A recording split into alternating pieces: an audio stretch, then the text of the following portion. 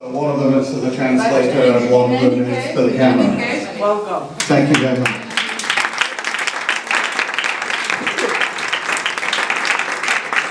So, thank you to Nuria and Inforpress for the invitation and the great conference space. Thank you to Dircom and Claudio. And thank you to all of you for turning out quite early on a Tuesday morning to listen to my so-called wisdom. I always feel that I should start this presentation with an apology because the fact of the matter is that I have never worked a day in my life as a public relations person, and that will, for some of you, raise the question of why I have the hubris to stand up in front of a group of people who have about 1,000 years of experience in this business and try and tell them what's going on. I use in my defense a very old quotation. Somebody once said that if you steal ideas from one person, it's plagiarism. If you steal ideas from more than one person, it's research. I steal ideas from almost everybody that I meet. I have the good fortune to meet a lot of public relations people and a lot of people who employ public relations people. And so what I hope to do over the next half hour is to present you with all of their ideas as if they were mine. And the core message that I want to focus on is that we as an industry are standing at, I believe, a real critical inflection point, a crossroads. I don't think that there has ever been a greater time of opportunity for what in the Anglo-Saxon world we call public relations. And what elsewhere in Europe is more commonly known as communications. And I may spend a little bit of time talking about what I think is the difference between those two things as we move forward. But at the same time as there's an opportunity, I think there is also a challenge for people who have grown up in the communications profession. I worry slightly that as public relations, as the relationship between an organization and all of its stakeholders becomes more critical, that companies will start to believe that they need somebody other than a public relations person to lead that function. It worries me that I see corporations in the United States, for example, appointing people out of marketing, out of human resources, even, God help us, out of the legal department. To run their communications functions. It worries me, or it would worry me if I was running a public relations agency, that there are advertising firms that want to dominate social media, that there are management consulting firms who believe that they can do change communications and sort of strategic counsel around communications issues. And that those people are going to be increasingly competing with public relations people to provide senior level counsel in organizations. So I think, as is often the case, we have both an opportunity and a challenge as an industry. What I'd like to do over the next half hour or so is talk about the factors that I think are creating that challenge, what I think companies need to do to respond to that challenge, and then what I think communications people need to do to ensure that they are the big beneficiaries from that challenge. If we can accomplish what I think we can accomplish, then my suspicion is that the next 10 years will be a golden age for public relations. The most important thing that has happened to business over the last 10 or 15 years is that we have entered an age of radical transparency. We have moved into an era in which everything that your organization does, everything that your organization says, in some ways, even what your organization thinks, is now subject to public scrutiny in a way that simply didn't happen 10 or 15 years ago. When I first started writing about public relations, about 25 years ago, I've spent precisely half my life writing about what you do for a living, which is a little scary and depressing.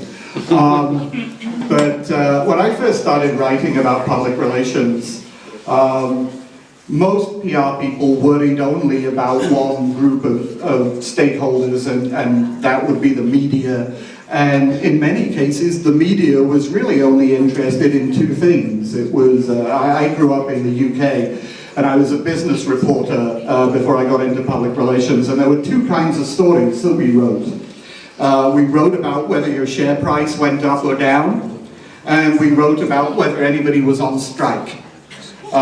Fortunately, this was during the Thatcher era in England, and so somebody was always on strike. Otherwise, I don't know how we would have filled 4 pages of business news every day. Today, the media is interested in every aspect of your business. It's interested in how much of the environment you destroy getting your products out of the ground. It's interested in how many adorable third world children are working in sweatshops to produce the things that you sell. It's worried about how many women you have on your board of directors. It's worried about everything that you do. It's worried about whether your advertising is going to offend anybody. There are all kinds of issues today that the business media is interested in, and if the business media isn't interested in, there is an NGO or an activist group out there that will focus in on some aspect of your behavior that you've never even thought about to create an issue that they can raise funds or support against. And so we're living in an age where people have access to much more information about your organization than ever before. Obviously, this is exacerbated and internationalized by social media. I'll give you one example from a few years ago of how this can work. Just before, I happened to be in China about 6 months before the Chinese Olympics, and came across a newspaper in one of the English language papers, a headline in one of the English language papers, which was called to boycott Coca-Cola, which was a sponsor of the Olympics, and young people in China wanted Coca-Cola to be thrown out of the Olympics. What had happened was that there were Chinese students on holiday in Germany. They were at a small train station in rural Germany, and they came across a poster, a billboard for Coca-Cola. And the billboard for Coca-Cola featured 2 Tibetan monks in their robes on a roller coaster. They were at the top of the roller coaster. They had their arms up in the air like this. They had expressions of great happiness on their faces. And it was one of those sort of Coca-Cola, we bring the world together, we're happy, everybody's happy, kind of advertising campaigns. The Chinese students interpreted this campaign as an expression of support for the people of Tibet and an attack on the Chinese government. They took a photograph of it with their iPhone. They posted it on a billboard, a bulletin board in China. The bulletin board system in China is their social, was at the time their social media. And within 12 hours, 100,000 Chinese students had signed a petition calling for Coca-Cola to be banned from the Olympics. This was an issue that became a crisis for Coca-Cola before it even knew what happened. It had spread around the world almost instantaneously, and I think it's a sort of metaphor for the world that we're living in today, that the most obscure action on the part of your company, something that you didn't think about the political implications of, can become a crisis around the world so quickly and so powerfully, and really threaten to damage your brand in a market where sales and growth are very important. So we're living in this era of radical transparency. That is bad news for your CEOs. I think it's very good news for you because I think it means that the skill set that public relations people have always possessed and developed is becoming more and more important. At the same time, we have the influence of social media, which I want to talk about for just a moment because I think it's a great source of competitive advantage for public relations people. I am very fond of saying that for marketers, social media changes everything. For marketers, social media has transformed the landscape in a fairly dramatic way. I think that, again, 10 years ago, it was possible for marketers to believe that their brand was all the things they told you about the company. So the brand 10 years ago was defined by the company's advertising, by its sponsorships, by the speeches that the CEO gave, and yes, by its press releases. Today, the brand is no longer what you say about yourself. Today, the brand is all the things that other people say about you, often when you're not even in the room. Your brand today consists of all of the conversations that are taking place on the internet and in the real world between people who have formed their impression of your company not based on your advertising campaign, not based on your press releases, but based on their experiences of the products and services that you offer. For marketers, this represents, I believe, a really alarming loss of control. For public relations people, let me qualify that, for good public relations people, social media changes nothing. For good public relations people, the process is exactly the same. Social media works the way that we have always worked. In other words, if you go out and tell your story in a compelling and authentic way, and rely on other people to then tell that story to others, which is what we've always done with journalists, social media is not quite straightforward because the rules are slightly different.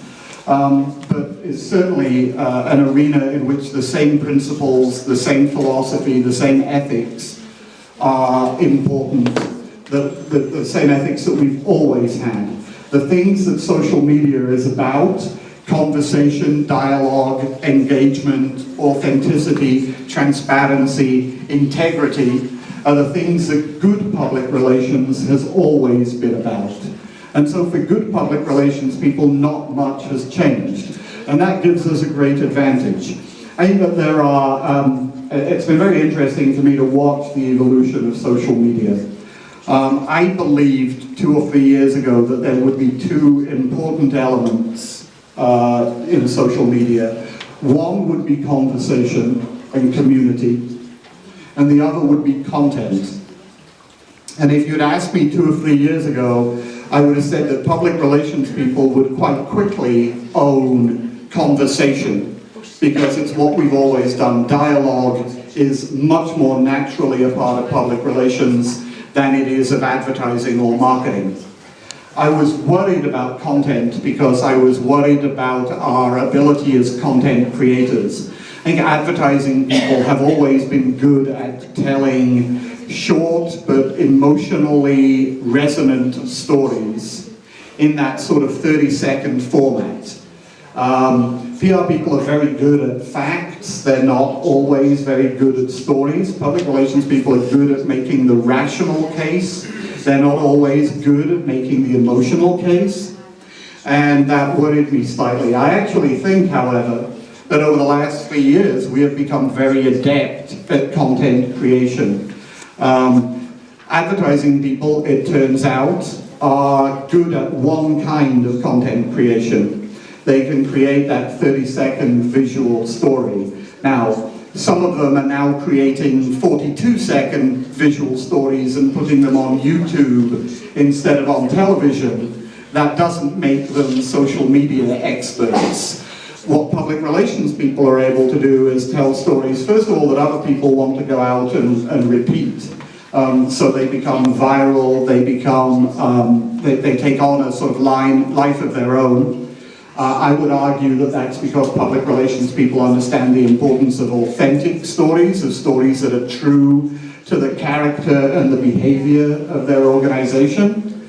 But also, we're good at creating stories in a multitude of formats. So we're as comfortable creating a 30-page white paper about a topic as we are creating a mobile app or a video or even in some cases a game. I mean, the number of things, the number of different sort of engaging types of content that public relations people are creating today is quite formidable.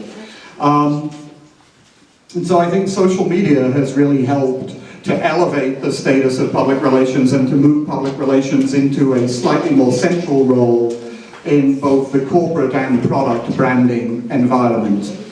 And I think that what we're now seeing inside organizations is the evolution of an approach to stakeholder relations that will ultimately benefit what it is that we do and the expertise that we bring to the table. I would make the case that in this age of transparency, in this age of engagement, in this age when authenticity is the most important asset that an organization has, there is an increasing role for public relations to play not only in communications, but in the behavior and policy making of an organization, and that smart and sophisticated companies are beginning to view public relations in a slightly different way. My case would be this, that every time an organization makes a decision, it needs to consider 4 broad sets of implications for that decision. It needs to consider the financial implications, it needs to consider the operational implications, it needs to consider the legal implications, and it needs to consider the implications for relationships or for reputation. And I believe that as companies start to understand that relationships and reputation are just as important as those other 3 areas, you will see the evolution of a corporate model that places someone in the C-suite next to the CEO who is responsible for helping him or her think about reputation and relationships. Organizations already have a chief financial officer, they already have a chief operations officer, they already have a chief legal officer who is in the room when decisions are made. They now need to have a chief relationship officer or a chief reputations officer or a chief communications officer who has the same level of responsibility and accountability and who is responsible not just for what the company says, but for how it makes decisions. The point that I made earlier about the difference between public relations and communications is that I believe that the communication, certainly if by communication we mean all the things that we say, is actually only a small part of the public relations job. The public relations is more, your relationship with the public is going to be defined much more by what you do than by what you say. And it is therefore incumbent upon the chief public relations person in an organization to have a role in setting policy. If you are responsible for the organization's reputation, you have to be part of the decision-making process inside an organization. And those companies that take reputation seriously will give good public relations people a seat at the decision-making table. Now, I also think that for that to happen, we have to see an increased understanding of the fact that reputation and relationships have to be managed in a central way. For far too long, the communications between an organization and different groups of stakeholders has been fragmented. So that in a lot of companies, certainly this is true in the Anglo-Saxon world, it's true in most of the markets where I spend time, is that you often have somebody over here who is responsible for investor communications, reporting to the CFO. You have someone who is responsible for the relationship between an organization and its employees, reporting to human resources. You have someone who's responsible for the relationship between the company and the government in public affairs, often reporting into the legal department. I don't believe that in the modern era, where all of these stakeholder groups are increasingly interconnected, where they talk to one another, that companies can afford to have such a decentralized approach to reputation. I believe that there has to be one individual who is responsible for all of those relationships. Partly because I don't think you can send out different messages to different stakeholders. You know, I've seen companies that were telling shareholders what a terrific year they had, how great their prospects were, at exactly the same time that their human resources people were explaining to employees that times were tough and they couldn't get a raise this year. You can't send out those kinds of conflicting messages. More importantly, you can't afford to miss out on synergy between different stakeholder groups. The marketing arena is a perfect example of this. I'll give you a quick story which always amuses me. A few years ago in the United States, McDonald's had an advertising campaign. And the slogan of the advertising campaign was, "We love to see you smile." Now, I've always considered that the brand is a promise, and so the promise that McDonald's is making is about a certain kind of experience, one that will make you smile. And if the brand is a promise, then the employees are the people who are responsible for keeping that promise. And so I eat at McDonald's slightly more than I should. And I would go into my local McDonald's, which happened to be in Times Square. And I thought, I wonder if they really do love to see me smile. So I started going in, and the first thing I thought was, well, if they love to see me smile, they'll smile at me. That's what you do, right, if you want somebody to smile. Unfortunately, in the McDonald's in Times Square, nobody actually makes eye contact with the customer, so that was a little difficult. So I thought, maybe it's me. So I started going in with a smile on my face anyway, just sort of, hi, I'd like to McDonald's. I got no reaction whatsoever. Again, I thought, I'm not trying hard enough. They love to see me smile. I know they do. It says in their advertising they love to see me smile. I went in, I was like, hi, I'd love a Big Mac and fries and the best Coca-Cola you have.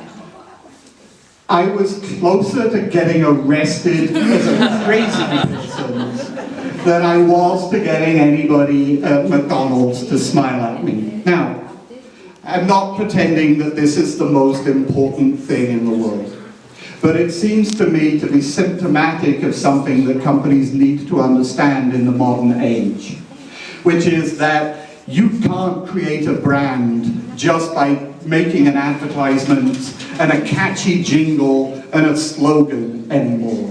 What am I going to believe? Am I going to believe the 30-second commercial that I watched on television? Or am I going to believe the experience that I had when I walked into your store? Companies need to understand that the lowest employees in the entire organization have more impact on what I think about McDonald's than $1 billion of advertising.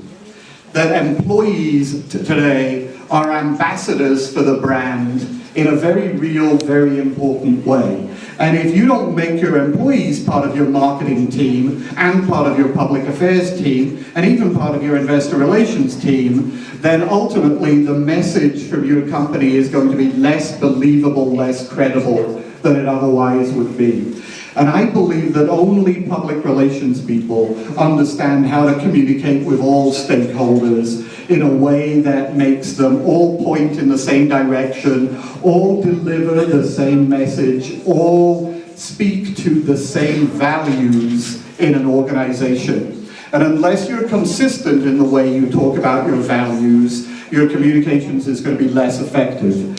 So I believe that there has to be a role inside an organization for somebody who is A, responsible for advising the CEO and the board on relationship matters, and B, is responsible for making sure that everybody within the organization understands their role in building reputation and relationships, and that that person is most appropriately somebody who comes from a public relations background.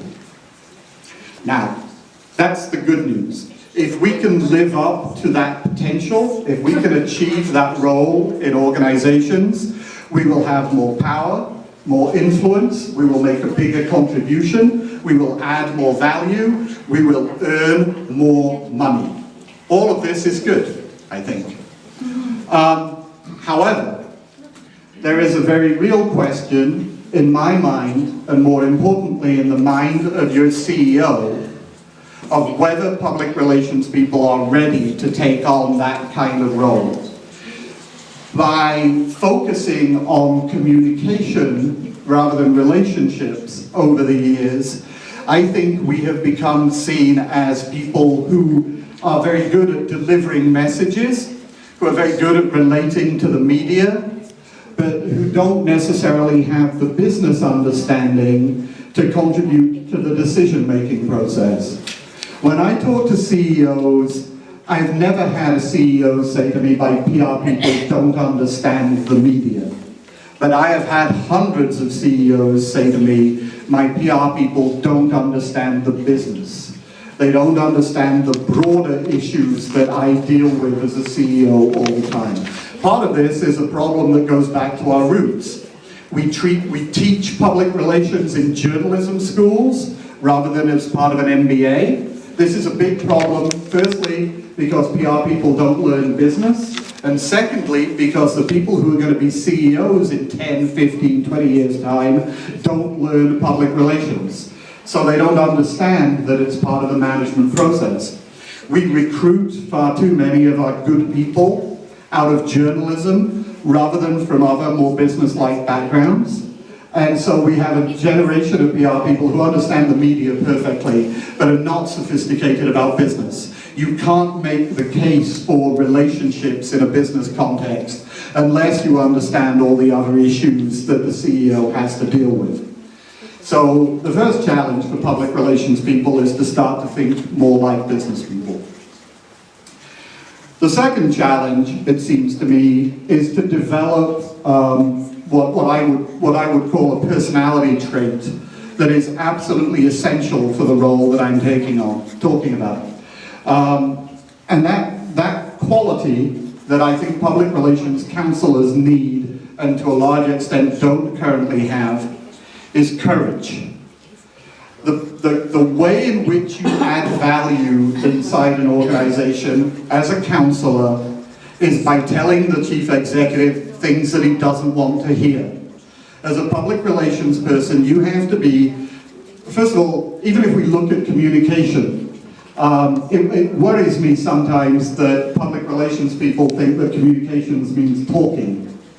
I would make the case that in the corporate context, at least, communications has to mean listening at least as much as it means talking.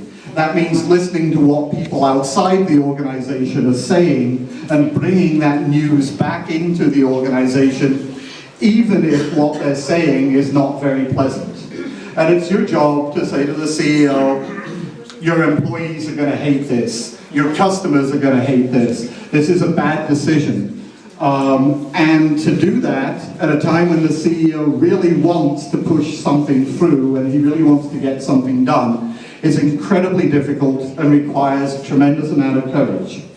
Now, there are a couple of things to be said about this. The first thing is that it is very difficult to be courageous unless you're sure you're right.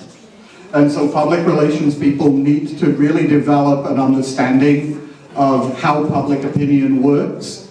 One of the great advantages that lawyers have is that they have a huge body of precedent that they can point to and say, if you do this and you're found guilty of this, you will pay this much as a fine. to start to develop a body of knowledge so that we can go in and say, this will cost you so many customers, or this will make it so much more difficult to recruit people, or this will add to the cost of getting a factory built because there'll be more opposition than there ever would have. We need as an industry to understand in a hard-edged kind of way what the bottom line implications of reputation or relationship failure is. And we haven't been very good at that historically. And that brings me to one of the other important things that I think we as an industry have to spend time on. And I'm not sure, how am I for time here? Am I good? Yeah. Okay. 10 more. Okay, cool. As an industry, we have not historically been very good at measuring and proving the importance of what we do. That's partly because we have invested what I would consider to be a ridiculous amount of resources in measuring the wrong things. We are great at telling people how many clippings we got as a result. We're even quite good at telling them how much it would cost to get all those clippings if you paid for them. None of which, it seems to me, is remotely interesting to anybody but us. There isn't, I hope, an organization in the world that exists or has as one of its strategic objectives to have nice things written about it in the media. Unless those nice things that are written translate into some sort of bottom line effect, they really don't matter. And we have to stop measuring the number of nice things and start measuring how we impact the bottom line. And look, there are entire conferences to be held around the subject of public relations measurement and the best way to measure public relations. I'm certainly not, in the few minutes that I have left, going to present you with a solution that will suit everybody. Frankly, if I had such a solution, I'd probably be marketing it and making much more money than I do as a journalist. But I do think that there is a direction that we can look at that has something to contribute to this debate. Is there anybody in the room who is familiar with the concept of Net Promoter Score? Okay, that's good. For those of you who are not, Net Promoter Score was developed 5 or 6 years ago by a gentleman called Fred Reichheld. Fred Reichheld is not a public relations person. He would be horrified if I suggested that he was. But he may have come up with something that is key to the growth and potential of our business. He is a former Bain & Company consultant, and his focus is mostly on customer loyalty. And about 6 or 7 years ago, he published a book called The Ultimate Question. The ultimate question is, how likely are you to recommend this company, this product, this service to a friend? And he found a very strong correlation between the answer to that question and future corporate performance. In fact, he found that that was a better predictor of future corporate performance than things like sales growth, revenues, even sort of customer satisfaction. So the question, how likely are you to recommend? Now, to me, this is a question about relationships. This is a question about, do you trust this company to deliver what it says? This is a question about, has your experience with this company been a positive one? It is also a question that public relations people have the ability to influence in a pretty dramatic way. It's hard for me to imagine an advertising campaign that would make me more likely to recommend a company to somebody else. I sometimes recommend the advertising campaign. I sometimes say you should watch these ads, they're great. That's a good recommendation for the ad agency, but it doesn't do much for the company.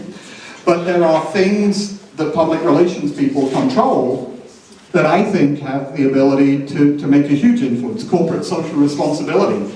Most of the brands and products that I recommend to people, I recommend because I think they do some good in the world. More importantly, most of the brands and products that I talk badly about do something damaging in the world. For example, I have become very fond of standing up at conferences like this and telling people that I think Apple is one of the 2 or 3 most evil corporations in the world. This is an organization that is quite happy to drive its employees to suicide just so that you don't have to pay quite as much for your iPhone. Sorry to all of you who are sitting there. Instant messaging on your iPhones. Actually, I have one too. But I am what Fred Reichheld would call a detractor. I am out there blogging about, talking about, and otherwise sort of trying to spread the message that I think Apple is not a good company. On the other hand, there are companies, Virgin Atlantic, the airline, that I go around talking about because I think they're great. I think that they do more in the social responsibility realm, and I think that they deliver a great customer experience. Those are both things that public relations people can control. And so moving forward, I like the idea that our job is about creating more advocates for a company, whether those are employees or customers or shareholders. But generally, it's about creating more people who will go out there and tell everybody else how much they like your brand. And I like the idea that our job is reducing the number of people who say bad things about the company, which we can only really do by influencing policy. And I think that that is a much more powerful potential way of measuring how public relations contributes to bottom line success than anything else that we focused on. So, in short, and I want to leave plenty of time for questions and answers because that's always the most interesting part of this. I do believe that we're entering an era in which public relations will have more to contribute at a more senior level inside organizations than it ever has before. I believe that public relations people, because they understand both the way in which social media builds relationships, and because they understand relationships between an organization and all of its stakeholders, not just one, and because they're used to influencing rather than controlling the message, are perfectly positioned to take advantage of this. The only question is whether we as an industry and you as individuals are ready to step up to a much more challenging, but ultimately much more rewarding role within your organizations. Thank you very much for listening to me, and now we'll take some questions, hopefully. We have 15 minutes. 15 minutes for questions, great. Who disagrees with me? Yes? I understood you tell us that the PR manager don't need to understand the core business of the organization, as well the CEO don't have to understand the communication worldwide. Honestly, I disagree with you. I think the PR manager have to understand the core business in order to define the core strategy and focus on the different stakeholders. Okay, I'm a little worried that something got lost in translation. That was absolutely my point. I think public relations people, actually, I think there's no excuse for public relations people not to understand business operations. One of the great things, it seems to me, about the PR job is that you can literally go anywhere inside the organization, and I think actually, you know, that there's a potential for PR people to do much more than that, than they currently do. Early in my career, I went to visit the PR department of McDonald's in the US, and they do something very interesting, which I don't think a lot of companies do. If you joined the PR department at McDonald's, the first thing that you had to do was go and work in a McDonald's restaurant for 2 weeks. And you would be behind the counter, and you would fry the fries, and you put the burgers together. And so this is not, I mean, when I say public relations people have to understand the business, I mean that they have to understand the business maybe better than anybody else does. They have to understand it at the C level. They have to understand the balance sheets. They have to understand the supply chain. They have to understand production. They have to understand operations and finance. I mean, I'm not pretending that this is an easy job, but they also have to understand the reality as outsiders experience it. They have to be able to put themselves in the shoes of the customer and the employee and other stakeholders and see the company from that perspective. I don't think actually there's anything more important than making sure that you understand the entirety of the business. And I do understand that it's that it can be a huge challenge.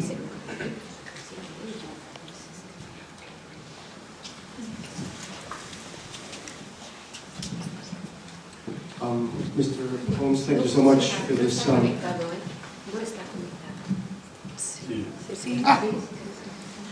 Well, thank you. Thank you for this enlightening speech, and thank you for being here in Madrid.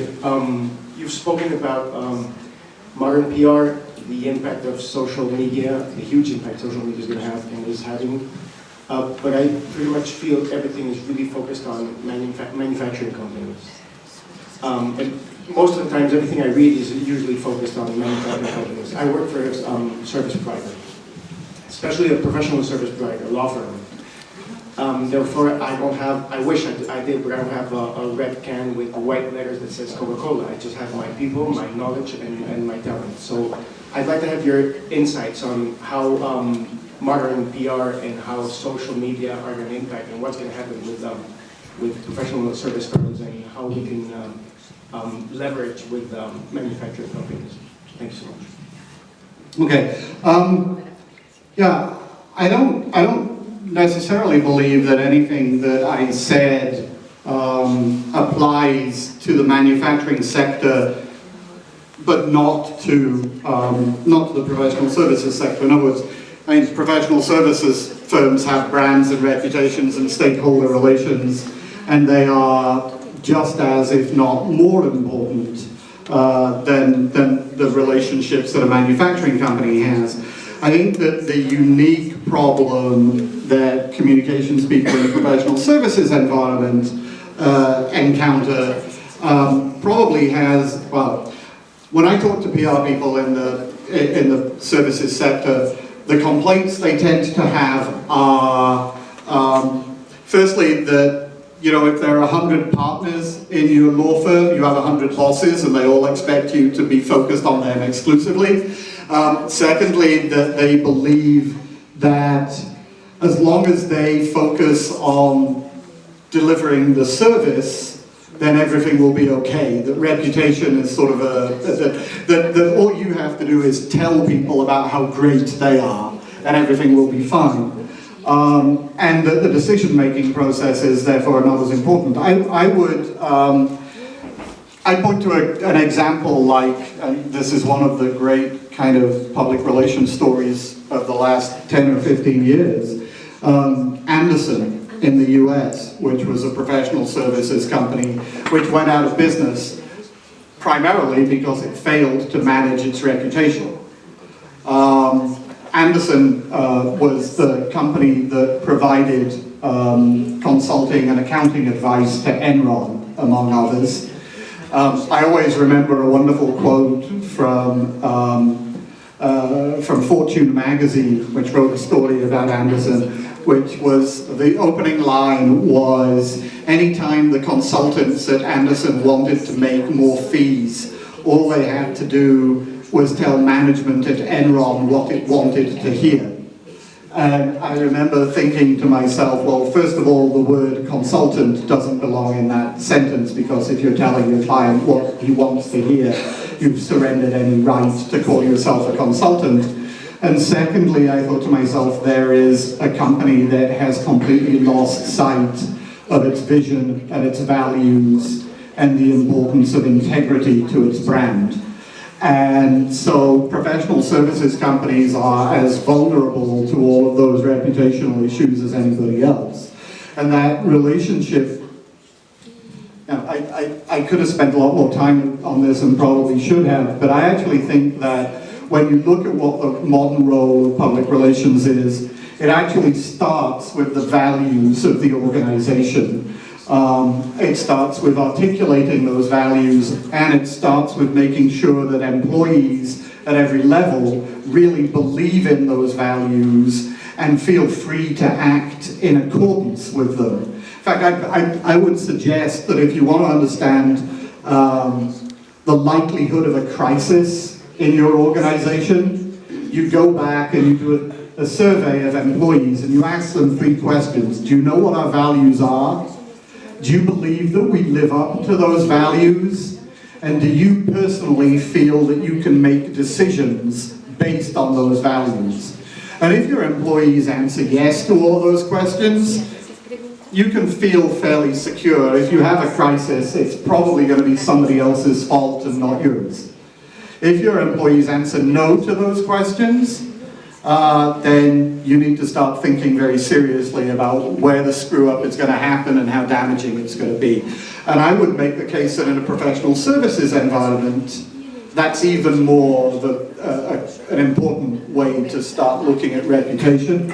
And I suspect that if you went into either Enron or Anderson and asked ordinary employees those 3 questions, you would have gotten an early warning that something was about to go horribly wrong. And that's I think that's as true in the professional services world, maybe more so than it is in the manufacturing world. Paul, you talked about getting ready, being ready to. Thanks. Being ready to step up to this super challenge that we have. It's going to be much more rewarding. It strikes me there are a lot of quite young people in the room. What would you say to them? How can they prepare themselves? Because they are the future of our industry. What can they do? What practical steps and what skills can they acquire to truly step up to that challenging and much more rewarding role that you talked about?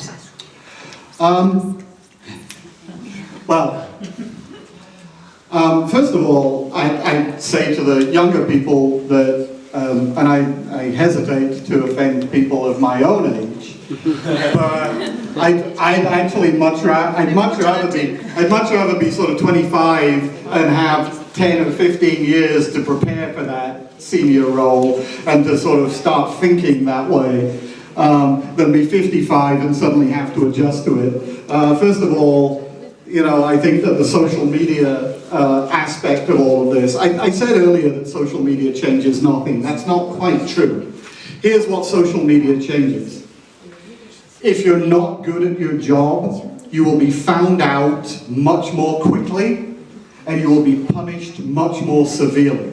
So for really good public relations people, I don't think social media changes very much.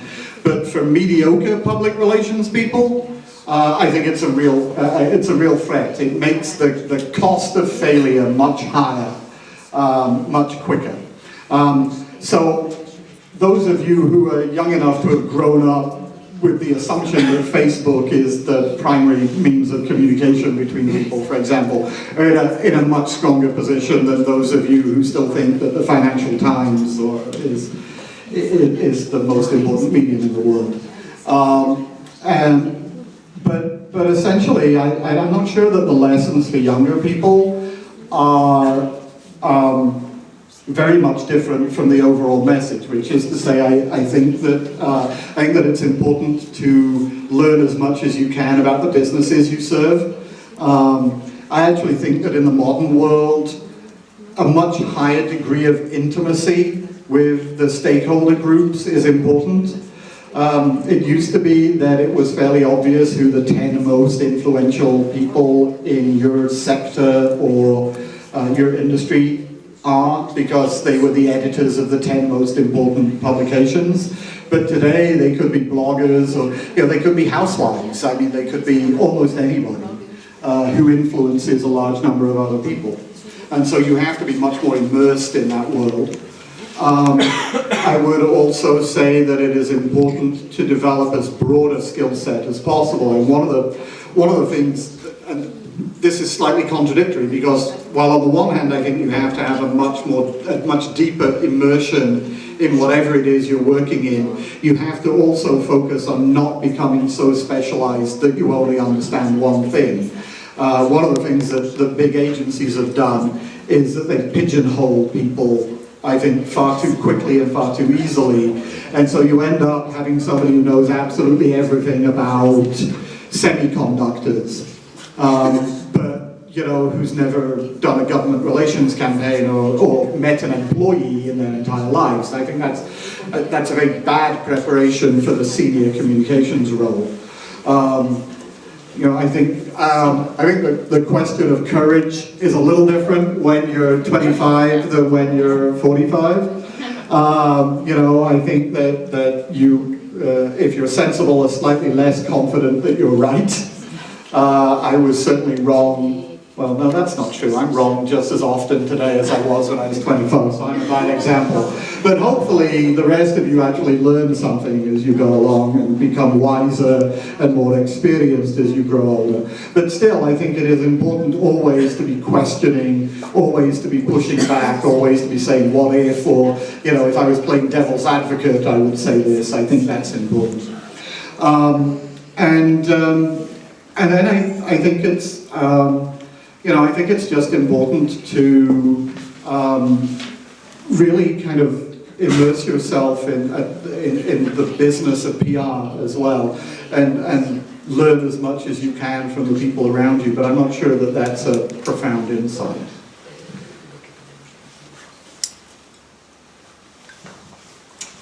You raised the issue earlier of CEOs and whether they understand communications.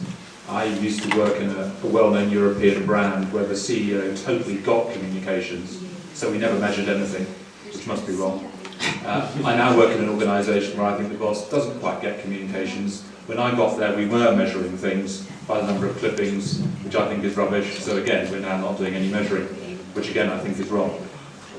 Do you have, you mentioned Net Promoter Score, I just wondered if you were seeing any other forms of measurement which you think will help CEOs understand better the impact of communications. We can't change our CEOs, they're there, we need to try and influence them. I just wonder what else you see in the marketplace.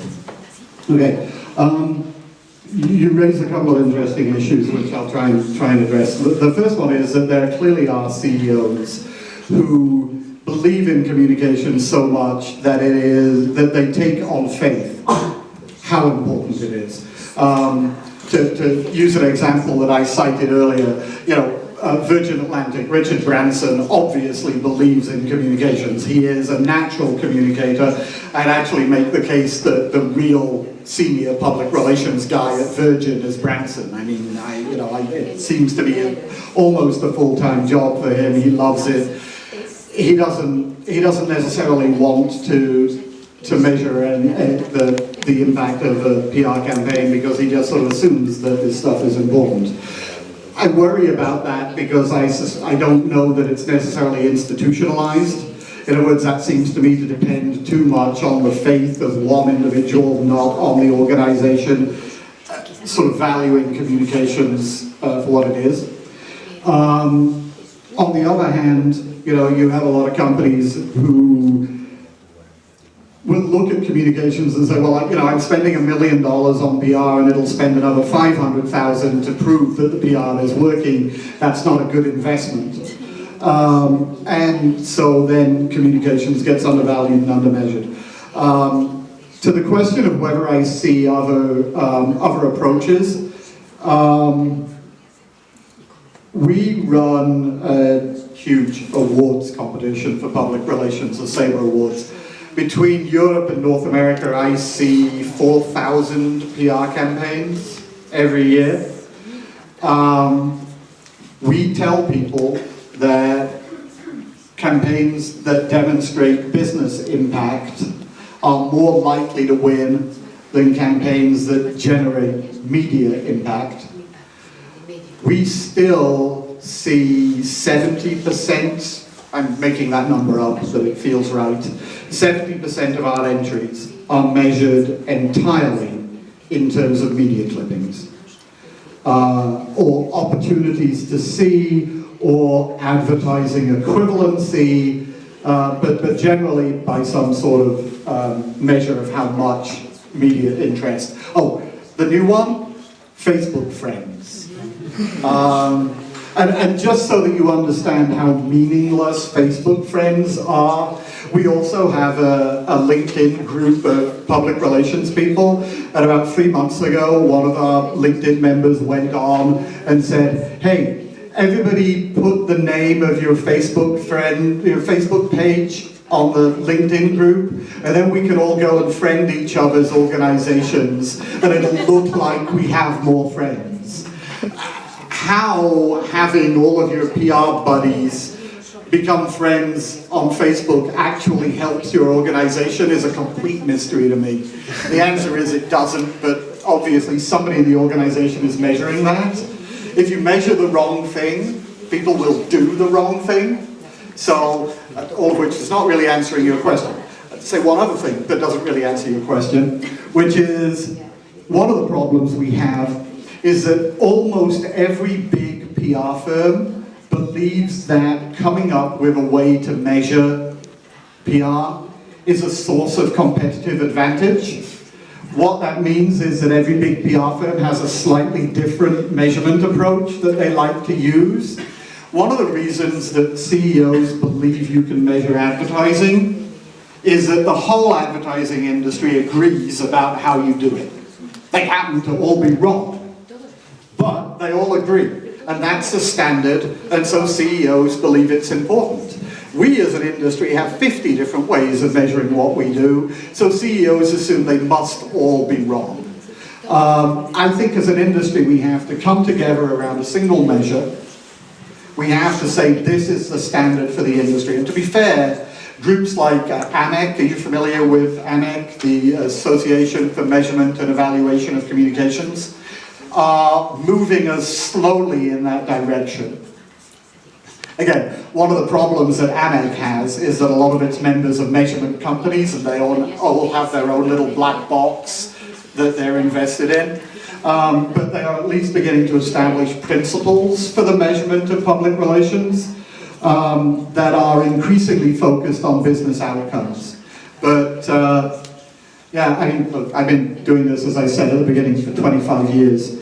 The progress on measurement has been painfully slow, even though everybody agrees it's important. So there is unfortunately no definitive answer to your question. Except that as a communications person, it is incumbent upon you to keep trying to persuade your CEO that there are better measures than the one you're using, and that he won't really get the value out of your contribution to the organization until he adopts better measures. But some CEOs are not interested or open to that argument, and I understand that. So sorry, I have bad news. I need the help of Claudio and Sebastian. It's time because Paul needs to take a flight now. But I want the help of Sebastian to offer Paul. Paul, I just would like thanks Paul Holmes and thanks Inforpress and Villanova for allowing Dircom the opportunity to host an expert in PR communication. So thank you very much. Thank you.